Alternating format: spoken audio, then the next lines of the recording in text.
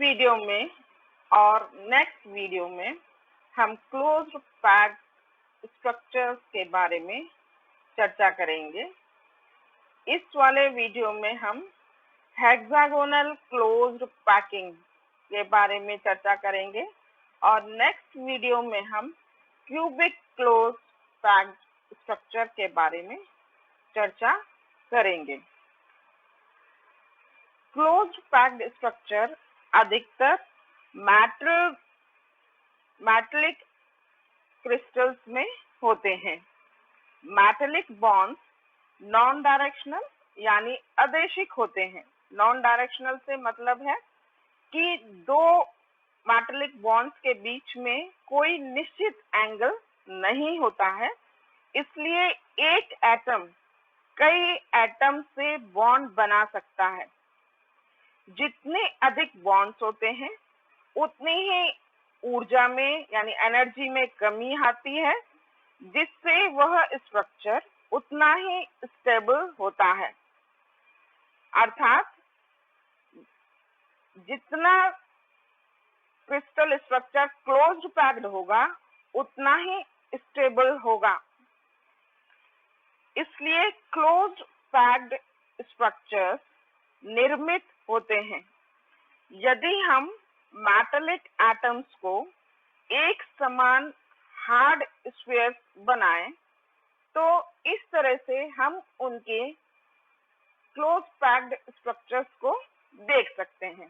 जैसे यदि हमारे पास हार्ड स्फीयर्स हैं जो इक्वल रेडियस के हैं, समान त्रिज्या के हैं, तो आप उन्हें यदि एक लाइन में व्यवस्थित करें तो इस तरह से आप उसे व्यवस्थित करेंगे। अब दूसरी लाइन व्यवस्थित करें तो यदि हम एक तरीका है कि इसे इस तरह से व्यवस्थित कर दें, दूसरा तरीका है कि इसे इन दोनों के बीच में जो जगह है उनके बीच में रखते हुए व्यवस्थित करें। यहाँ पर जो हार्ड स्फीयर है यानी उसी के ऊपर दूसरा हार्ड स्फीयर प्लेस्ड है, यानी जो एटम है उसी के ऊपर दूसरा एटम प्लेस किया गया है। इस प्लेसिंग से क्या होता है कि इनके बीच का जो स्पेस है वो बहुत ज्यादा खाली रहता है, जिससे ये उतने क्लोज पैक उतने अधिक क्लोजली पैक्ड नहीं हो पाते हैं। जबकि आप इसमें देख सकते हैं कि इसमें जो बीच में जो जगह है वो बहुत कम होती है, जिससे ये बहुत ज्यादा क्लोजली पैक्ड होते हैं। तो यदि हम क्लोज पैक स्ट्रक्चर बनाना चाहते हैं तो इस तरह से व्यवस्थित करेंगे। और यदि और एटम्स को व्यवस्थित करें तो इस तरह से जो बीच में इन दोनों के बीच में आप प्लेस करेंगे और इस तरह से आप प्लेस करते जाएंगे और एटम व्यवस्थित होते जाएंगे। अब इसके ऊपर यदि आप दूसरी लेयर प्लेस करना चाहें तो आप देख सकते हैं कि ये जो इसके ऊपर एटम के ऊपर प्लेस करना मुश्किल है। एटम्स के बीच में ये जो जगह होंगी उन्हीं के बीच में आप प्लेस कर सकते हैं। तो ये प्लेस किया है इनमें। अब चूंकि आपने इन तीन के बीच में ये रखा है, दूसरा एटम रखा है, ये एटम की जो रेडियस है, ये जो सेकेंड लेयर बना रहे हैं उनकी वही है जो ये ब्लू एटम्स की रेडियस है।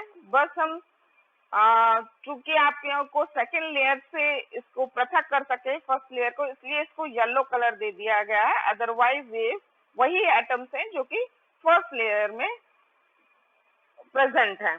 अब आपने पहले जब इस यहाँ पर प्लेस कर दिया है तो अब आप इन खाली प्लेसेस पे इन्हें पुटअप नहीं कर पाएंगे। अब जब पुटअप करेंगे सेकेंड तो आपको इन खाली जगहों पर इन्हें पुटअप करना पड़ेगा। तो सेकेंड लेयर इसमें पुटअप किया।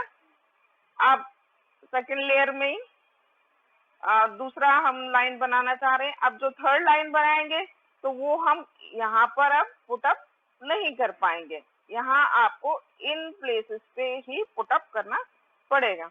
तो इस तरह से वैसे ही ये जो आप पुटअप करते जाइए। अब इसके बाद जो थर्ड लेयर बचेगी आपको पुटअप करनी है, तो आप देखिए आपके लिए दो जगह बची हैं। एक दो तरह के इंटरस्टिशियल स्पेसेस हैं। अब ये देखिए, ये जो व्हाइट से दिख रहा है ये खाली जगह बची है, और ये जो ब्लू से दिख रहा है, ये जो ब्लू से दिख रही है वो जस्ट फर्स्ट लेयर के जो एटम्स है उनके ऊपर की खाली जगह है, और ये जो व्हाइट दिख रहे हैं स्पेसेस, ये वो जगह है जहां पर कोई भी एटम अभी पुटअप आपने नहीं किया है। तो यदि आप ये ब्लू स्पेस में इसको पुटअप करेंगे तो फिर आप इन व्हाइट स्पेसेस में पुटअप नहीं कर पाएंगे, और यदि आप एक व्हाइट स्पेसेस में पुटअप करते हैं तो आप ब्लू स्पेसेस में इसको पुटअप नहीं कर पाएंगे। तो हम यहाँ पर, तो हमारे पास दो ऑप्शंस हैं कि हम ब्लू में पुटअप करें या व्हाइट स्पेसेस में। तो यहाँ पर हम ब्लू स्पेसेस में पुटअप कर रहे हैं। ये हमने ब्लू स्पेसेस में पुटअप किया, थर्ड लेयर को हम ब्लू स्पेसेस में पुटअप कर रहे हैं। तो ये जो व्हाइट स्पेसेस हैं वो अभी भी खाली दिखाई दे रही हैं। ये तो आप देख रहे हैं जैसे इधर बिल्कुल जो नीचे के एटम्स हैं उसी के ऊपर जो फर्स्ट लेयर के एटम्स हैं उसी के ऊपर थर्ड लेयर के एटम्स आ रहे हैं। जस्ट आप देख सकते हैं। तो आप देख रहे हैं पहली लेयर है, येलो से हमने दूसरी लेयर रिप्रेजेंट कर रहे हैं। ये जो थर्ड लेयर है वो जस्ट फर्स्ट लेयर के ऊपर आ रही है। तो इसको हम फर्स्ट लेयर को ए से रिप्रेजेंट कर रहे हैं, सेकेंड लेयर को बी से, जो येलो से हमने रिप्रेजेंट की है। तो और चूंकि थर्ड लेयर फिर फर्स्ट लेयर जैसी है इसलिए से ए से रिप्रेजेंट कर रहे हैं। फिर आप इसके ऊपर और रखेंगे एटम्स तो फिर आपको सेकेंड लेयर की तरह ही लेयर मिलेगी, जिसे फिर हम बी से, यानी जो प्लेसमेंट है लेयर्स का वो ए बी फॉर्म में है। इस प्लेसमेंट को इस तरह से जो प्लेस करके जो स्ट्रक्चर प्राप्त होता है वो HCP यानी हेक्सागोनल क्लोज्ड पैकिंग या हेक्सागोनल क्लोज पैक्ड स्ट्रक्चर कहलाता है। यदि हम जो ब्लू जगह के स्थान पर यदि हम ये व्हाइट जो जगह है दिख रही है आपको, इन पर थर्ड लेयर पुटअप करते तो हमें इस तरह का स्ट्रक्चर मिलता। जैसे ये तो फर्स्ट और सेकंड लेयर्स हैं। अब हम ये खाली जगह पर ये व्हाइट वाली जो पोजीशंस है, व्हाइट की जो स्पेस है, इसमें पुटअप करें, ब्लू में ना पुटअप करें, तो जो थर्ड लेयर है वो इस तरह की आपको मिलेगी। आप देख सकते हैं कि फर्स्ट लेयर और थर्ड लेयर बिल्कुल एक दूसरे से अलग है। इस कारण ये जो इस कारण से इसको रिप्रेजेंट इस तरह से करें, first layer A, second layer B और थर्ड लेयर सी से रिप्रेजेंट कर रहे हैं क्योंकि ये ए से अलग है। अब फोर्थ लेयर आप प्लेस करेंगे तो बिल्कुल ए वाली ही ए की तरह फर्स्ट लेयर की तरह होगी, इस कारण से ए से रिप्रेजेंट कर रहे हैं।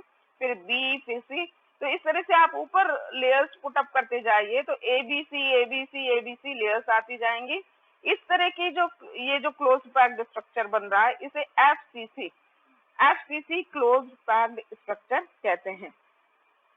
तो आज हम हेक्सागोनल क्लोज पैक्ड स्ट्रक्चर के बारे में स्टडी करेंगे, यानी इस तरह का, मतलब जिसमें ए बी लेयर्स के फॉर्म में स्ट्रक्चर होगा। आप इस बात पे स्पेशली ध्यान दें कि ये जो येलो और ये जो थर्ड लेयर जो गोल्डन स्फीयर्स हैं, ये जस्ट कलर को डिफरेंस किया गया है जिससे हम लेयर्स को एक दूसरे अलग करके बता सके, अदरवाइज ये सारे एटम्स एक ही हैं। एक जैसे ही हैं और जिनकी रेडियस सेम है और एक ही एलिमेंट के एटम है। तो हेक्सागोनल क्लोज पैक्ड स्ट्रक्चर, कोई भी हेक्सागोनल क्लोज पैक्ड स्ट्रक्चर के बारे में हम स्टडी करेंगे।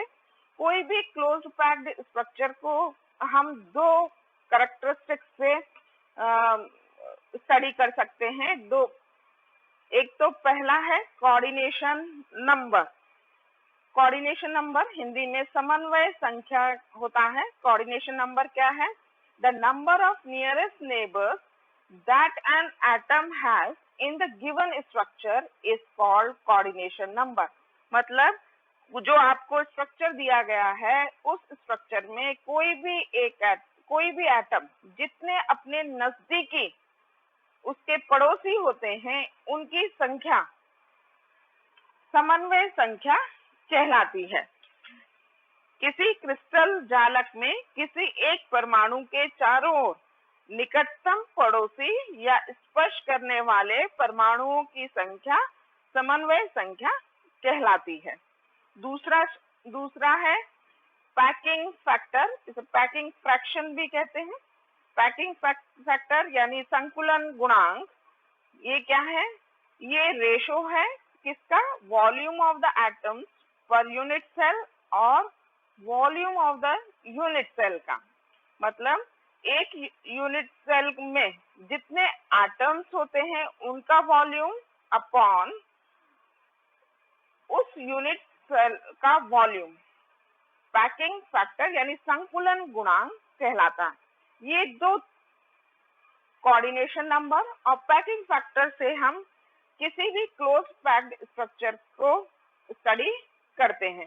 जितना ज्यादा कोऑर्डिनेशन नंबर होगा उतना ही ज्यादा वो स्ट्रक्चर क्लोजली पैक्ड होगा, और जितना ही पैकिंग फैक्टर ज्यादा होगा, मतलब पैकिंग फैक्टर ज्यादा होने से मतलब है वॉल्यूम, जो यूनिट सेल में एटम्स का वॉल्यूम ज्यादा होगा, इसका मतलब वो स्ट्रक्चर उतना ही ज्यादा क्लोजली पैक्ड होगा।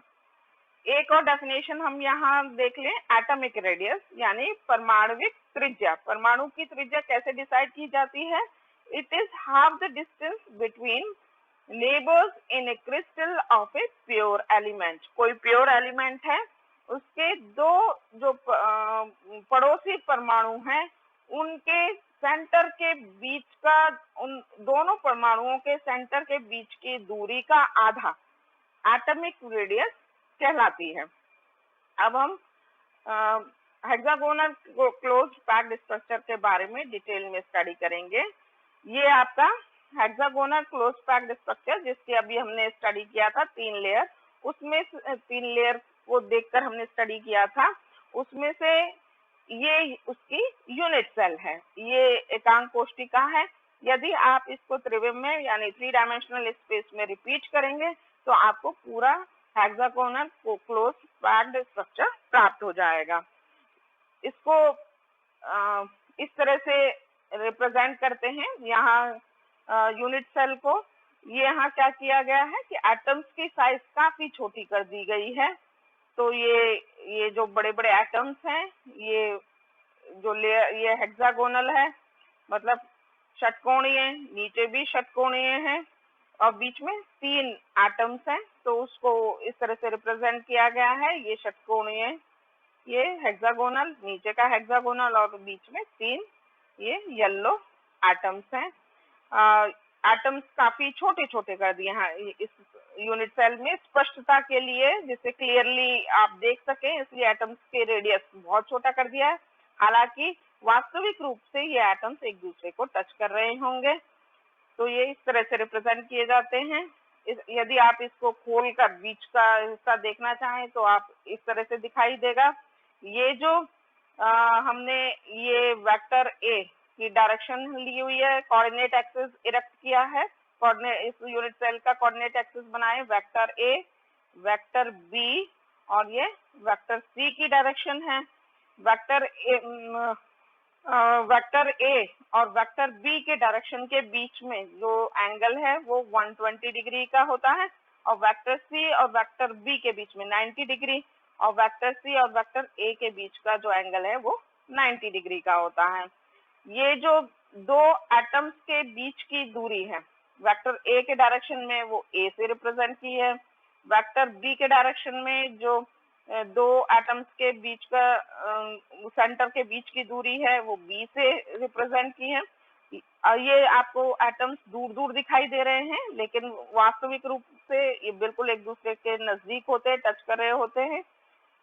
तो आप इस तरह से ले सकते हैं कि वेक्टर बी और ये यहाँ पर वेक्टर बी से है, ये दोनों जो एटम्स हैं उनके बीच का जो सेंटर को मिलाने वाली दूरी बी है, और वैसे ही ए है, दोनों के बीच की दूरी, सेंटर के बीच की दूरी है दोनों एटम्स के। तो मतलब ए और बी बराबर हैं, और ट्वाइस रेडियस 2r हो गया, क्योंकि दोनों एटम्स के सेंटर के बीच की दूरी है, इस कारण से ये 2r हो गई। a equals to b equals to 2r, लेकिन ये c के बराबर नहीं होती है। ये दोनों एटम्स एक दूसरे को टच नहीं कर रहे होते हैं। जैसे आप देख सकते हैं इसमें ये दोनों एटम्स एक दूसरे को टच नहीं कर रहे हैं, इसलिए a equals to b is not equals to c, और a equals to b equals to 2r होता है। तो ये तो इस यूनिट सेल के बारे में हो गया। इसका कोऑर्डिनेशन नंबर मतलब समन्वय संख्या 12 होती है। कैसे? देखिए, ये जो एटम है, आप इस एटम की को देख लें, इसके को टच करने वाले तो 6 एटम, और ऊपर चूंकि ये दूर दिखा दिया, हालांकि ये टच कर रहे होते हैं, तो ये 3 येलो एटम और टच करेंगे, और 3 नीचे होंगे, इस एटम के नीचे और लेयर होगी, तो 3 एटम हुए होंगे, तो 3 और ये 3 6, और ये टोटल और ये 6, तो टोटल 12। तो कोऑर्डिनेशन नंबर इसका 12 होता है, समन्वय संख्या 12 होती है। इसका फिर से आप इसको देखें, आप यूनिट सेल को, इस हेक्सागोनल क्लोज पैक्ड स्ट्रक्चर की यूनिट सेल को इस तरह से देख सकते हैं। सिस्टम स्टडी किए थे हमने ब्रेविस लैटिसेस इन 3 डायमेंशन, उनमें हमने स्टडी किया था। ये हेक्सागोनल क्रिस्टल सिस्टम में जो लैटिस, हेक्सागोनल लैटिस होती है, space lattice, hexagonal space lattice की यूनिट सेल है। उसमें ये लैटिस पॉइंट्स हैं, मतलब जालक बिंदु हैं। ये स्पेस लैटिस है हेक्सागोनल क्रिस्टल सिस्टम की। उसमें ये लैटिस पॉइंट्स हैं जो आप ब्लैक डॉट से देख रहे हैं। यदि आप इस पे जब बेसिस पुट अप करेंगे, बेसिस इसकी यहाँ पर जो बेसिस ली है ब्लू एटम और येलो एटम, हालांकि फिर से मैं बात कर रही हूँ, दोनों एटम्स एक ही हैं, जस्ट इस सेकंड लेयर को बताने के लिए हमने इसका रंग कलर येलो कर दिया है। तो एक जो एटम है वो 0 पर प्लेस्ड है, और जो दूसरा एटम है वो 2/3, 1/3 और 1/2 पर प्लेस्ड है।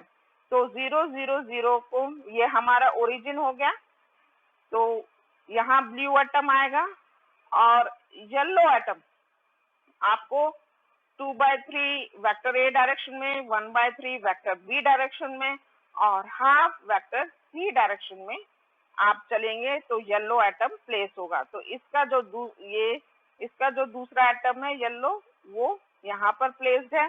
इसी तरह से हर पॉइंट को आप ये 0 हर लैटिस पॉइंट को 0 लें, और वहां पर आप ये ब्लू एटम प्लेस करें, और सेकंड जो आपका एटम आएगा वो 2/3, 1/3 और हाफ पर आएगा। इस तरह से हर लैटिस पॉइंट को आपको 0 लेकर प्लेस करना है फर्स्ट एटम, और इस बेसिस का सेकंड एटम इस पर प्लेस करना है। तो फाइनली जो आपको जो close packed structure, hexagonal close packed structure की ये वाली यूनिट सेल मिलेगी। तो इसमें स्पष्ट है जो लैटिस पॉइंट्स हैं वो यहाँ इन पर लैटिस पॉइंट्स हैं, ये सारे आपके लैटिस पॉइंट्स हैं जिन पर फर्स्ट एटम पुट अप किया है आपने, लेकिन ये लैटिस पॉइंट नहीं है, ये बेसिस का सेकंड एटम यहाँ पर है, यहाँ पर कोई लैटिस पॉइंट नहीं है। तो ये हेक्सागोनल क्लोज पैक्ड स्ट्रक्चर की यूनिट सेल है। यदि आप एटम की रेडियस बड़ी करके दिखाएंगे तो ये इस तरह से आपकी यूनिट सेल है, ये एटम्स इस तरह से आपको दिखाई देंगे। अब जैसा कि हमने बात की थी कि क्लोज पैक्ड स्ट्रक्चर के लिए दो चीजें हमें देखनी होती हैं, एक तो कोऑर्डिनेशन नंबर और दूसरा पैकिंग फ्रैक्शन यानी समन्वय संख्या और संकुलन गुणांक। तो समन्वय संख्या तो हमने देख लिया 12 होती है, 12 होती है। अब हम पैकिंग फ्रैक्शन की बात करते हैं। तो ये हमारा यूनिट सेल, ये इसकी मदद से हम यूनिट सेल की मदद से पैकिंग फ्रैक्शन निकालेंगे। हमने जैसे स्टडी किया था कि जो एकांक कोष्ठिका में यानी यूनिट सेल में जितने एटम्स के वॉल्यूम है अपॉन जो यूनिट सेल का वॉल्यूम है वो पैकिंग फ्रैक्शन कहलाता है, या पैकिंग फैक्टर, दोनों ही वर्ड यूज होते हैं, पैकिंग फ्रैक्शन या पैकिंग फैक्टर, संकुलन गुणांक कहते हैं उसे। तो उसे निकालने के लिए पहले हमें कुछ मैथमेटिक्स करनी पड़ेगी, उसे हम थोड़ा सा कर लें। तो इसके लिए यहाँ पर हमने यूनिट सेल ली है, ये पहले की तरह ही ये हमने कोऑर्डिनेट एक्सिस बना रखा है, ये वेक्टर ए की डायरेक्शन है, ये वेक्टर बी की डायरेक्शन है और ये वेक्टर सी की डायरेक्शन है। ये दोनों एटम्स के बीच का एटम्स के सेंटर के बीच का जो डिस्टेंस है वो a है, वेक्टर a की डायरेक्शन में a ले रखा है, वेक्टर b की डायरेक्शन में b ले रखा है। ये दोनों एटम्स आपस में टच करेंगे, ये दोनों भी टच करेंगे। और वेक्टर c की डायरेक्शन में जो दो एटम्स के सेंटर का बीच का डिस्टेंस है वो c ले रखा है। जैसे हमने पहले बात की थी, ये दोनों एटम्स एक दूसरे को टच नहीं करेंगे, इस कारण से C 2R के बराबर नहीं होगी, लेकिन A और B 2R के बराबर होगा और इस कारण से A और B बराबर होंगे। अब आप देख रहे हैं कि ये जो एटम है जैसे 000 पर प्लेस्ड है और दूसरा एटम यानी ये वाला एटम इस बेसिस का, ये जो बेसिस है इसका जो दूसरा एटम है वो 2/3, 1/3 और 1/2 पर प्लेस्ड है। तो ये कैसे, आपको वेक्टर ए की डायरेक्शन में 2/3 ए आगे बढ़ना है, वेक्टर बी की डायरेक्शन में, ये वेक्टर बी की डायरेक्शन हो गई, तो वेक्टर बी की डायरेक्शन में आपको इस डायरेक्शन में आपको 1/3 बी आगे बढ़ना है और वेक्टर सी की डायरेक्शन में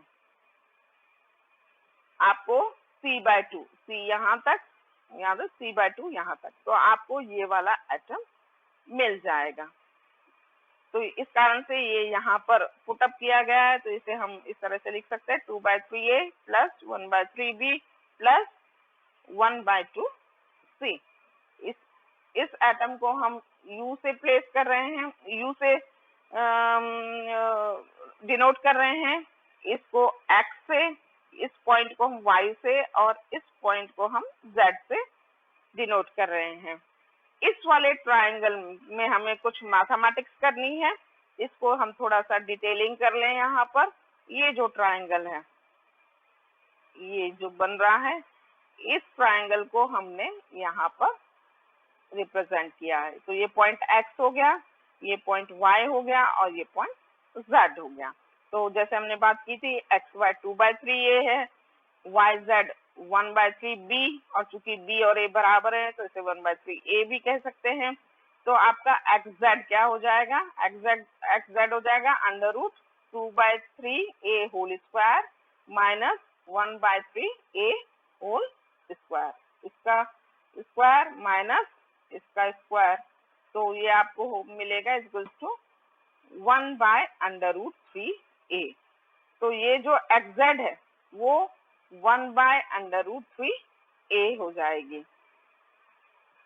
अब हम इसके बारे में बात करें, ये जो ट्रायंगल है, यहाँ इस ट्रायंगल को हम देख रहे हैं ये वाला UXZ, UXZ, ये UXZ, ये वाला जो ट्रायंगल है UXZ, इसमें तो UX, तो अब ये UZ, सॉरी UZ आपका ये C/2, UZ ये C/2, ZX हमने अभी निकाल लिया है, ZX ये 1/√3a, तो ये जो UX हो जाएगा, UX कितना हो जाएगा, this square plus this square और उसका अंडर रूट, तो √3/2 स्क्वायर प्लस 1/3a स्क्वायर, तो ये आपको मिलेगा a, मतलब UX, सॉरी ये आपको मिलेगा नहीं a, ये एक सेकेंड, थोड़ा सा इसको दोबारा से देखिए, ये किसके बराबर हो जाएगा, 3/2 होल स्क्वायर प्लस 1/√3a का whole square, 3/2 whole square plus 1/3a का होल स्क्वायर अंडर रूट, ये a के बराबर होगा, UX a के बराबर होगी। क्यों?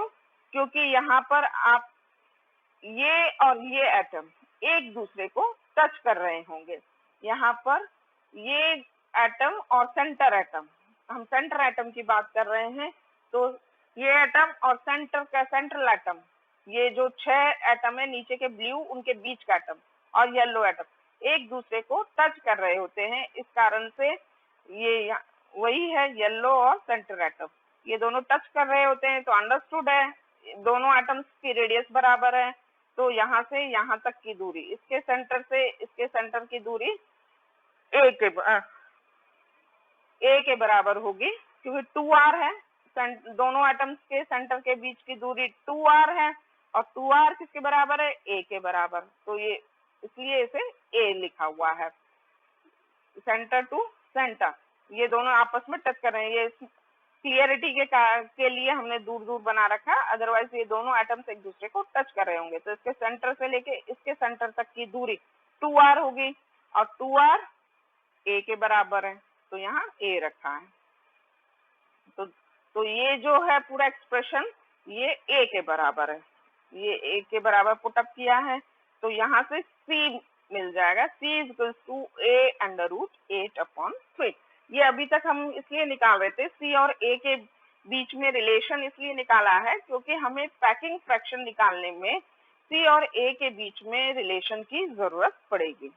अब हम आगे पैकिंग फ्रैक्शन के लिए प्रोसीड करते हैं, तो ये हमारा यूनिट सेल हो गया, ये इलांगेटेड करके क्लियरिटी के लिए दिखाया हुआ है, ये यूनिट सेल जिस तरह से हम रिप्रेजेंट करते हैं, तो कोऑर्डिनेशन नंबर 12 है इसका। अब आप देखिए, हमें पैकिंग फ्रैक्शन निकालने के लिए हमें volume of the unit cell, यानी यूनिट सेल का एकांक कोशिका का आयतन की जरूरत होगी, इस एकांक कोशिका की आयतन की जरूरत होगी, तो कैसे निकाल सकते हैं, ये तो इसका बेस हो गया, इसका एरिया और मल्टीप्लाई बाय हाइट, हम ये एरिया निकाल लें इस हेक्सागन का, मतलब षटकोण का हम एरिया निकाल लें, क्षेत्रफल निकाल लें और उसे हाइट से मतलब ऊंचाई से मल्टीप्लाई कर दें तो आयतन मिल जाएगा। तो पहले हमें इस हेक्सागन का मतलब षटकोण का हमें एरिया क्षेत्रफल निकालना पड़ेगा। तो जो ये षटकोण है ये पास होते हैं, ये हमने दूर करके दिखा रखे हैं इसे, तो ये जो षटकोण है ये इस तरह से हमने रिप्रेजेंट किया है, इसको आप इस तरह से ले सकते हैं। अब ये दोनों के बीच की दूरी a, ये बराबर है क्योंकि डिस्टेंस ये, तो ये भी a हो जाएगी और इनके बीच की भी दूरी a हो जाएगी। तो आपका जो आप यदि इस ट्रायंगल का एक ट्रायंगल का एरिया निकाल लें तो आप ये उसे 6 से मल्टीप्लाई कर देंगे तो हमें पूरा एरिया मिल जाएगा इस हेक्सागन का। तो ये ट्रायंगल का एरिया क्या होता है, half base into height, half into आधार इंटू ऊंचाई।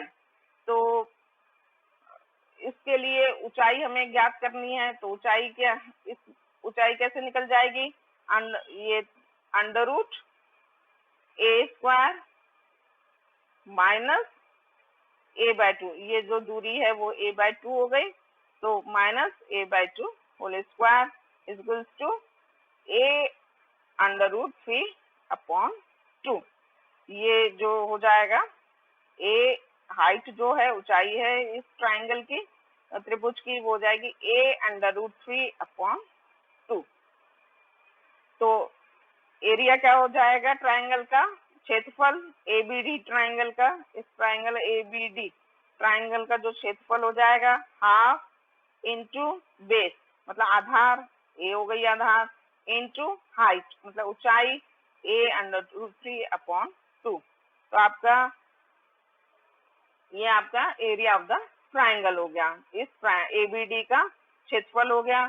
तो जो पूरे हेक्सागन का मतलब षटकोण का क्षेत्रफल कितना हो जाएगा, 6 है ट्राइंगल, तो 6 इंटू ये वाला एरिया, तो 6 into half into A under root 3/2। तो हमारी यूनिट सेल की इस, तो वॉल्यूम कितना हो जाएगा, आयतन, ये तो हेक्सागन का हमने एरिया निकाल लिया, और हम सी से मल्टीप्लाई कर दें तो पूरा आयतन निकल जाएगा। तो हमने सी से मल्टीप्लाई कर दिया। अब हमने पहले सी और ए में संबंध निकाला था, वो क्या था, a अंडर रूट 8/3, जो हमने सी के स्थान पर लिख दिया है। तो आपको मिला 3 अंडर रूट 2a³। ये इस यूनिट सेल का आयतन हो गया। Volume of this unit cell is 3 under root 2a³। अब हमें एटम्स का आयतन निकालना है जो कि इस यूनिट सेल में एग्जिस्ट कर रहे हैं। अब हमें पता है कि ये यूनिट सेल आप त्रिविम में रिपीट करेंगे तो आपको पूरा क्रिस्टल स्ट्रक्चर प्राप्त हो जाएगा।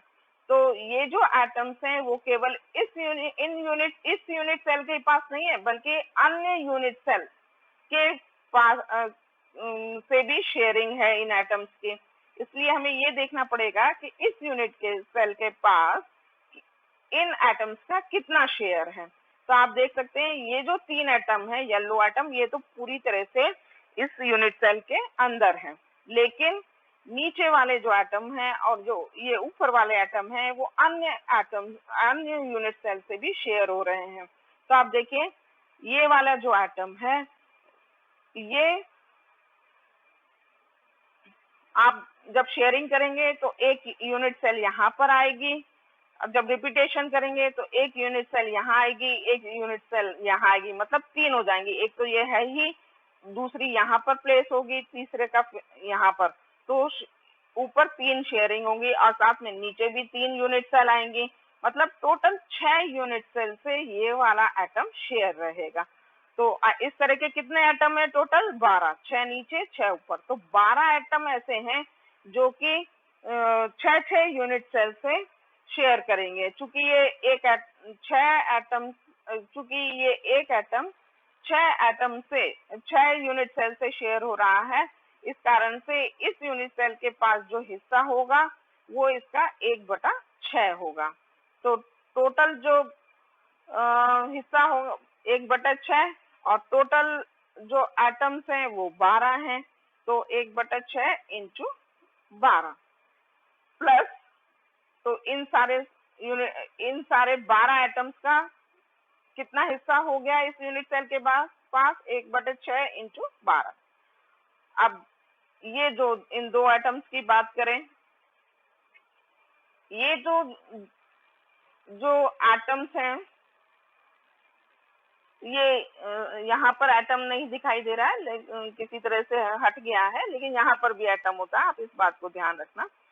ये जो यूनिट सेल है यहाँ, ये इस यूनिट सेल के ये जो 2 एटम्स हैं, ये इसका जो शेयर है इस यूनिट सेल के पास आधा है। क्यों? क्योंकि आधा इससे और एक यूनिट सेल नीचे आएगी, तो आधा उस यूनिट सेल में।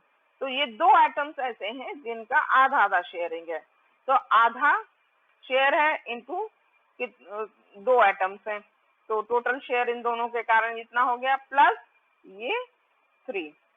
तो टोटल जो आपको एटम्स होंगे इस यूनिट सेल में 6 हो जाएंगे।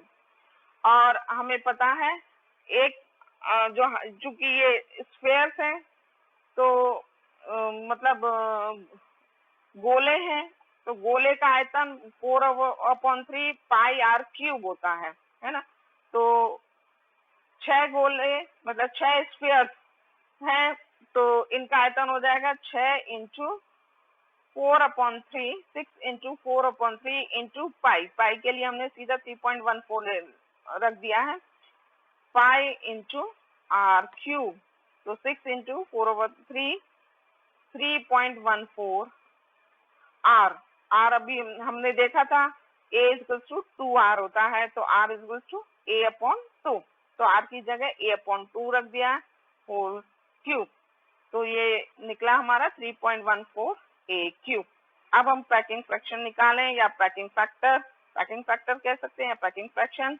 तो volume of the atoms per unit cell upon volume of the unit cell.